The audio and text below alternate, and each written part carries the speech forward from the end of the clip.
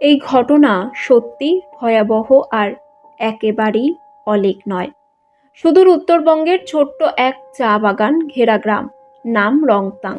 বছর 10 আগে হঠাৎই নিখোঁজ হয় এক কিশোরী। সন্ধ্যার পরে শেষবার দেখা গিয়েছিল তাকে গ্রামের পুরনো কবরখানার পাশে একটা ছায়ার দিকে হেঁটে যেতে। তারপর আর কোনো খোঁজ মেলেনি। গ্রামের লোকেরা বলতো ওখানে কেউ গেলে আর ফিরে আসে না, কিছু একটা আছে ওই গাছগুলোর তলায়। 3 মাস পরে ঠিক সেই একই জায়গায় এক রাতের অন্ধকারে হঠাৎ দেখা যায় সাদা কাপড় পরা এক মেয়েকে ভেসে যাচ্ছে মাটির উপর। মুখটা ঘোরানো, চোখ দুটো লাল, ঠিক যেন আগুন। লোকেরা বলতে শুরু করলো সে ফিরে এসেছে প্রতিশোধ নিতে। 1 বছর পর গ্রামের পুরনো স্কুল বাড়িতে শুরু হয় ভয়ঙ্কর ঘটনা। রাত হলেই খুলে যেত জানালা, ছুটে যেত চেয়ার, কাঁদত বাচ্চাদের আত্মা।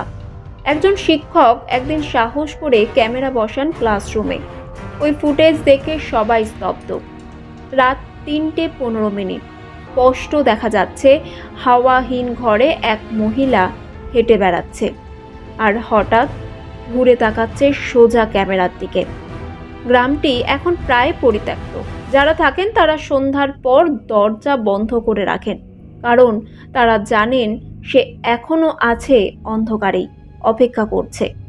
আপনার আশেপাশে এমন কেউ নেই তো যাকে আপনি বহুদিন আগে হারিয়েছেন, কিন্তু মাঝে মাঝে তার ছায়াটা আজও দেখতে পান?